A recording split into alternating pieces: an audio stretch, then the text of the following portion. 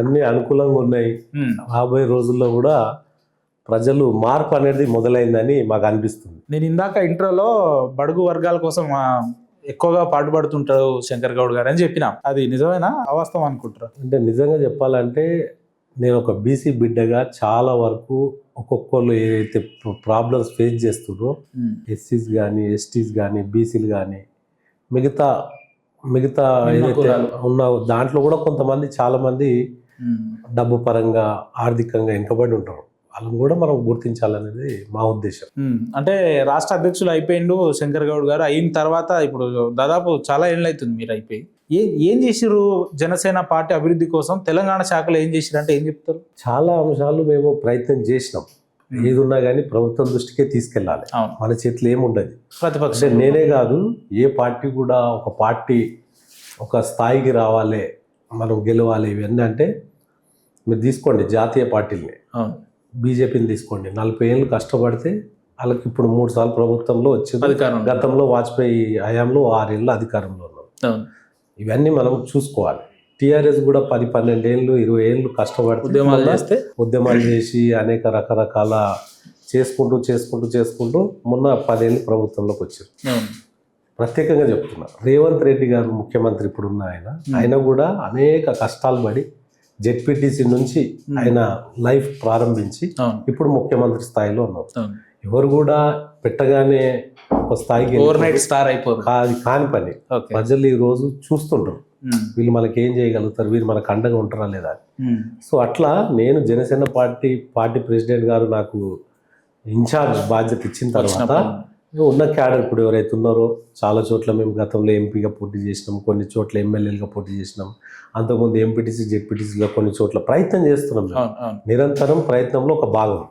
కాకపోతే మాకు మీలాంటి యూట్యూబ్ ఛానల్స్, కొన్ని ఛానల్స్ మమ్మల్ని చూపించినట్టు లేకపోతే కొన్ని సందర్భాలలో అనుకున్నంత స్థాయిలో పోలేకపోయినాం. ఇప్పుడు ఏంటంటే మొన్న 2024లో ఏదైతే ఆంధ్రప్రదేశ్లో గవర్నమెంట్ వచ్చిన తర్వాత కొద్దిగా మార్పు దశలో ప్రజలు కూడా మా వైపు చూస్తారు. ఎప్పుడైతే ప్రజలు మన గురించి ఆలోచిస్తారో అప్పుడు పార్టీ అనేది ముందుకు వెళ్తుంటారు. దాంట్లో భాగంగా మొన్న మేము మున్సిపల్ ఎలక్షన్లో దాదాపు 336 చోట్ల పోటీ చేస్తాం. దాంట్లో ఎన్ని వస్తాయి ఏందనేది రేపు నిర్ణయం ఈ టైం వరకు తెలిసిపోతుంది. ప్రయత్నం చేయడం తప్పులేదు. ప్రజలు ఆదరిస్తే 100% మేము 336 చోట్ల దగ్గర పోటీ చేసినాం అన్నారు కదా. సరే, గెలుపోవటం పక్కన పెడితే ఎన్ని డిపాజిట్లు కోల్పోతాయి అంటే కనీసం వాటికన్నా సమానం చెప్తారా? ఒక విషయం చెప్తే నేను బైసాబ్ పోటీ అనేది చెయ్యాలి. కాంగ్రెస్ జాతీయ పార్టీ స్వాతంత్రం వచ్చినప్పటి నుంచి ఉంది. ఈరోజు ఆ కాంగ్రెస్కి ఆంధ్రప్రదేశ్లో డిపాజిట్లు కూడా లేవు. ఎక్కువ మాట్లాడితే పార్టీ లేదు కాంగ్రెస్. ఈరోజు దేశవ్యాప్తంగా ఉన్న 29 రాష్ట్రాలల్లో మనం చూసుకున్నట్టయితే ఎక్కడ కూడా 3 స్టేట్లలో ఏమో గవర్నమెంట్లో ఉంది, మిగతా ఎక్కడ లేదు. ఎప్పుడైనా రాజకీయంగా ఒక నాయకులతోటి నడుస్తుంటుంది. మేము ప్రారంభించినాం. ఇప్పుడు డిపాజిట్లు వస్తాయి, ఆ డిపాజిట్ల పోటీ చేయడమే గొప్ప. ఆ తర్వాత అవన్నీ పోటీ చేయడానికి కొన్ని పార్టీలకు అభ్యర్థులు కూడా లేరు. అటువంటిది మాకు పోటీకి ముందుకు వచ్చిన వాళ్ళకి ప్రత్యేకంగా మీ ద్వారా వాళ్ళకు కృతజ్ఞతలు తెలియజేస్తున్నా. అంత ధైర్యంగా, ఎందుకంటే హేమాహేమీలు కాంగ్రెస్ కానీ బీఆర్ఎస్ కానీ అటువంటి మధ్యలో మేము నిలబడడం అంటే ఆషామాషి విషయం కాదు. మీరు చూసి అనేక చోట్ల కరీంనగర్, పెద్దపల్లిలో చూసుకోండి, ఆదిలాబాద్లో చూసుకోండి, అదే రకంగా కొన్ని చోట్ల గొడవలు కూడా అయినాయి. అంటే మమ్మల్ని వాళ్ళు ఇంత కొన్ని రాజకీయంగా ఉండి కూడా దగ్గర మీరు పోయి రానా చాలా చోట్ల పోయినా. నేను కొన్ని చోట్ల జనసేన పట్ల జనాల రెస్పాన్స్ ఎట్లా 100% బాగుంది. నేను తాండూరులో తిరిగిన 5 వార్డులు, అదేవిధంగా రంగారెడ్డి జిల్లా సంబంధించిన ఏదైతే ముచ్చింతల, ఆలియాబాద్, తుర్కపల్లి, అదేవిధంగా ఇబ్రహీంపట్నం, అంటే ఈ చోట్ల ఎందుకంటే ఇక్కడ ఏదైతే గత 12 ఏళ్ల నుంచి మనతో పాటు జర్నీ చేసిన వాళ్ళు కొంతమందికి అవకాశం ఇచ్చినాం. అందులో భాగం మేము ఇక్కడ తిరగడం జరిగింది. అదేవిధంగా ఒక్కొక్క జిల్లాకి మేము ఏం చేసినామంటే ఈ ఉమ్మడి తెలంగాణ ఉమ్మడి 10 జిల్లాలలో 9 జిల్లాలో ఎలక్షన్స్ ఉండే రంగారెడ్డితో పాటు గ్రేటర్ ఒకటి వదిలేస్తే దాంట్లో మిగతా 8 జిల్లాలు కొంతమందిని మేము పెట్టడం జరిగింది. ఎవరి జిల్లా వాళ్ళు చూడాలి, అక్కడ ఏదన్నా ఉన్నా కానీ మాకు చెప్పండి అని. మేమేంటంటే ఇక్కడ అందుబాటులో ఉండాలి, రేపు ఏదైనా మంచి చెడు జరిగినా అని చెప్పి ఇక్కడ ఈ డిస్టిక్ చూసుకుంటూ మేము అందుబాటులో. అంటే ఎట్లా పోయినప్పుడు వాళ్ళ పవన్ సార్ పేరెత్తంగానే లేదా జనసేన పార్టీ కొన్ని విధి విధానాలు చెప్పగానే ప్రజల్లో రెస్పాన్స్ ఎట్లా? ఇక్కడ ఎలక్షన్ అనేది ఈసారి ఎట్లా జరిగిందంటే జనసేన అధినేత శ్రీ పవన్ కళ్యాణ్ గారు అక్కడ పనిచేసే విధానం అవును. ఏదైతే స్వాతంత్రం వచ్చినప్పటి నుంచి ఒక మారుమూల గ్రామానికి రోడ్ లేదు, అవును. లైట్ లేదు, అటువంటి వ్యవస్థని మార్చగలిగిండు అనేది ఒక నమ్మకం అనేది ఇక్కడ ప్రజలకు కలిగింది. అవును. అంటే ఏదో ఒక దగ్గర ఒక నిజాయితీ పరుడు వస్తే అది కొంచెం కంప్లీట్గా ఇండియా వైడ్ ఉపయోగపడుతుంది. అందులో తెలుగు ప్రజలు కాబట్టి రెండు తెలుగు రాష్ట్రాలే తెలుగు ప్రజలే కాబట్టి అది ఇమీడియట్గా ఎఫెక్ట్ ఉంటుంది. అవును. పక్కకి ఎక్కడ చూసుకున్నా 250-300 కిలోమీటర్ దూరంలోనే మనకు ఉమ్మడి 2 రాష్ట్రాలు ఉన్నాయి. అవును. సో ఉమ్మడి రాష్ట్రం ఉన్నప్పుడు 2 రాష్ట్రాలుగా విడిపోయినాక మనకి ఎక్కడ కూడా బార్డర్ 250-300 కిలోమీటర్స్ దూరంలో ఉంటాయి కాబట్టి ఆ ఎఫెక్ట్ అనేది ఇక్కడ ఉంటుంది. అందులో భాగంగా అక్కడ ప్రజలు ఇక్కడ ప్రజలు అక్కడ వెళ్ళడం, పుణ్యక్షేత్రాలకు వెళ్ళడం ఇవన్నీ జరుగుతుంటాయి కాబట్టి కొన్ని చూస్తుంటాం. తెలంగాణలో పొలిటికల్ రాజకీయ పార్టీలు అంటే అన్న ప్రధానంగా మనం కాంగ్రెస్, బీఆర్ఎస్, బీజేపీ ఇవే వినిపిస్తుంది. When it comes to Janasena పేరు ఎందుకు పెద్దగా పోర్ట్రేట్ అవుతలేదంటే ఏం చెప్తారు? మేము ఎన్నుకున్న లక్ష్యం ఒకటి, నిజాయితీ పరులు కావాలి, కరప్షన్ లేని రాజకీయాలు రావాలి, గెలిచిన తర్వాత నిరంతరం ప్రజలకు సేవ చేయాలి.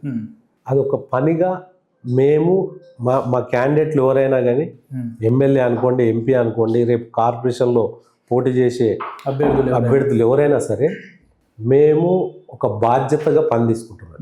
బాధ్యత, ప్రజలు మమ్మల్ని ఎన్నుకున్న తర్వాత మేము దాన్ని ఒక వర్క్ లాగా చూస్తాం.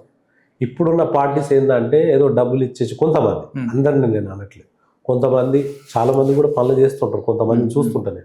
చాలా వరకు ఏమైపోయిందంటే ఎలక్షన్ అయిపోయిందంటే మళ్ళీ కనిపించదు.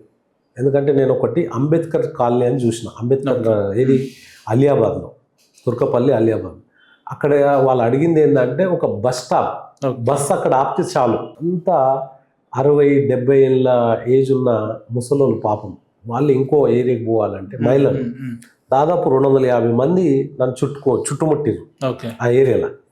అక్కడ ఒక ఎస్సీ క్యాండిడేట్ పోటీ చేస్తున్నాడు, మంచి వ్యక్తి, అక్కడ అనేక సౌకర్యాలు ఏదున్నా కానీ చేస్తా అని ఒక జనసేన పార్టీ నుంచి బీఫామ్ ఇవ్వడం జరిగింది. అక్కడ పోయినాం. అక్కడ అతను అడిగింది ఏంటంటే అక్కడంతా మహిళలు, మాకు బస్ ఇక్కడ ఆపితే చాలని అడిగారు. కేవలం బస్ ఒకటి, బస్ స్టాండ్ కూడా కాదు, బస్ ఒకటి ఇక్కడ స్టాప్ చేస్తే సరిపోతుంది.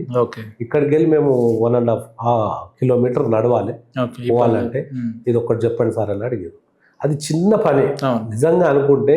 అక్కడ మల్లారెడ్డి గారు ప్రాతినిధ్యం వహిస్తున్న మేడ్చల్ నియోజకవర్గం గంట సేపట్లో చేయొచ్చు, గంట కాదు ఒక ఫోన్ మీద ఎందుకు చేయట్లేదు? జనసేననే రావాలి, జనసేనకే చెప్పాలి, జనసేననే చేయాలి. ఈ అంశాల మీద ప్రజలంతా మా వైపు చూస్తారు. మీరు ఎక్కడ చూసుకున్నా కానీ సమస్యల మీద మేము బలంగా ప్రభుత్వం దృష్టికి తీసుకెళ్ళగలుగుతాం. మీరు మమ్మల్ని ప్రజాప్రతినిధిగా గెలిపించి రేపు అసెంబ్లీలోనో కార్పొరేషన్లో కూర్చోబెడితే నిజంగా అక్కడ వచ్చే ఫండ్స్ ఏమున్నా కానీ అవి ఆ ఒక అభివృద్ధిలో మేము ముందుండి చేస్తాం. ఇంకా అవసరమైతే అడిషనల్గా మా సొంత డబ్బులు మా పార్టీ పరంగా ఎవరైనా హెల్ప్ చేస్తా అంటే దాని ద్వారా ఆ ఒక. మీరు ఒకటి గమనించరో లేదో అన్న, సామాన్యంగా కార్పొరేషన్స్, మున్సిపల్ ఈ ఎలక్షన్స్ అనగానే ఎంతసేపు ప్రజల దృష్టి అంతా కూడా బీఆర్ఎస్, బీజేపీ, కాంగ్రెస్ వీటి మీదనే ఉండే. కానీ ఇప్పుడు ఈ వారం 10 రోజులుగా జనసేనకు కూడా అనూహ్యంగా రెస్పాన్స్ రావడం, హీరోలు లేదంటే కొంతమంది యాక్టర్స్ మద్దతు ఇవ్వడం, వాళ్ళు కూడా స్వయంగా ప్రచారాల్లో పాల్గొనడం, మీకు కూడా వచ్చి కలిసినట్టున్నారు. సో ఎట్లా ఇదంతా సడన్ గా హైప్ వచ్చింది జనసేనకు? ఎట్లా అనిపిస్తుంది మీకు? కొంతమంది వ్యక్తులు ఈ ప్రాంతాన్ని కాదు, ఈ ప్రాంతం ఏదో అలా జాగిర్ లాగా తెలంగాణ బిడ్డలీడ పార్టీలో పనిచేస్తుంది. ఒక జాతీయ పార్టీ ఏదైనా తీసుకోండి, కాంగ్రెస్ అనేది జాతీయ పార్టీ, జాతీయ భావాలు కలిగి ఉండాలి, అందరినీ కలుపుకోపోయే తత్వం ఉండాలి, అప్పుడే అది జాతీయ పార్టీ. ఇప్పుడు ఆంధ్రప్రదేశ్లో కూడా మీరు పోటీ చేస్తుంది కాంగ్రెస్, అక్కడ ఎవరు ఏమి మిమ్మల్ని ఇబ్బంది పెడతలేదు. ఇక్కడ కూడా ఆమ్ ఆద్మీ పోటీ చేస్తుంది, సిపిఐ సిపిఎం పోటీ చేస్తుంది, ఎంఐఎం చేస్తుంది. వీళ్ళని ఎవరిని అన్నారు, ఒక జనసేన అనగానే అంటారు. ఎందుకు అంటారంటే జనసేన అధినేత శ్రీ పవన్ కళ్యాణ్ గారికి రూపాయి పెట్టకుండా ఆయన ఇష్టపడి ఫాలోవర్స్ కొన్ని లక్షల మంది ఉన్నారు. ఆయన చెప్తే ఓటు మారుతుంది అనేది ఒక టెన్షన్, ముందే అటెన్షన్ అయ్యి ఆయనని ఈ రకంగా మాట్లాడితే ఎక్కడనో స్టాప్ అవుతాడు అనేది వాళ్ళ ఆలోచన. ఏమంటా అంటే ఒక రాజకీయ పార్టీ తెలంగాణ గడ్డ మీద పుట్టింది. 2014 మార్చి 14 ఏదైతే మనం పుట్టింది ఇక్కడ ఈ గడ్డ మీద, తెలంగాణ గడ్డ మీద పుట్టిన పార్టీ ఆంధ్రప్రదేశ్ లో మొన్న అధికారంలో మేము కూడా భాగస్వాములో పైన. గతంలో కూడా నేను చెప్పిన, మీ ఇంటర్వ్యూలోనే చెప్పిన, నేను ప్రభుత్వం రాకముందు మీతో మాట్లాడినప్పుడు మీరు నన్ను అడిగింది కూడా ఒక క్వశ్చన్ గుర్తు చేసుకోండి. అన్న వైఎస్ఆర్సీపీకి ఎన్ని వస్తాయి అంటే 10-11 సీట్లు వస్తే మధ్యలో వస్తాయని చెప్పారు. 10 వస్తే ఎక్కువ అని చెప్పిన ఆ ఇంటర్వ్యూలో మీకు తెలుసు 11 వచ్చినాయి. 11 వచ్చినాయి, ఒక్క సీట్ ఎక్కువ వచ్చింది. అంటే వాస్తవ పరిస్థితి ఇవాళ ఏమైపోయిందంటే 10 ఏళ్ళు బీఆర్ఎస్ని చూసారు.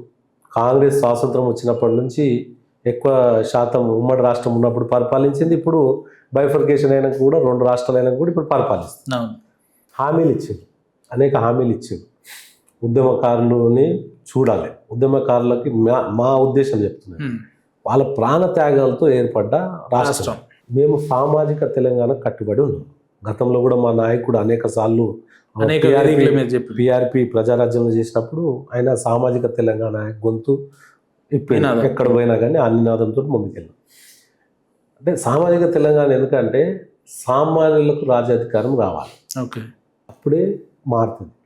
నేను నా తర్వాత నా కొడుకు, తర్వాత నా మనవడు, అంటే మిగతా జెండా మోస్టర్లు ఎక్కడ పోవాలి? అది కాదు. సమాజంలో అందరు సమానం ఉండాలి, అందరికి హక్కులు ఉన్నాయి.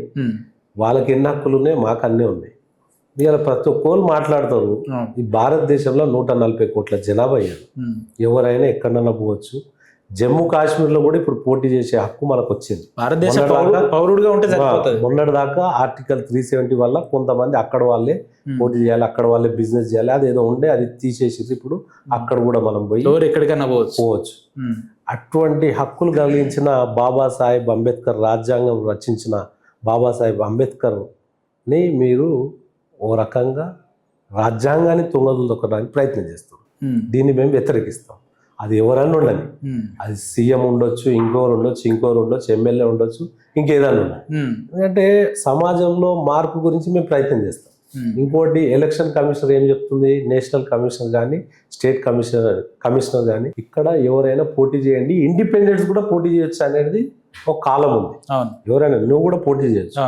అటువంటి దాన్ని నువ్వు పోటీ చేయొద్దు, నువ్వు ఆ ప్రాంతం, నువ్వెవరు చెప్పడానికి? నువ్వు ఒక మనిషివి. ఇలా డిసైడ్ చేసేది ఆ వార్డులో ఉన్న ప్రజలు, ఆ కాన్స్టిట్యున్సీలో ఉన్న ప్రజలు, ఆ పార్లమెంట్లో ఉన్న ప్రజలు నిర్ణయం తీసుకోవాలి.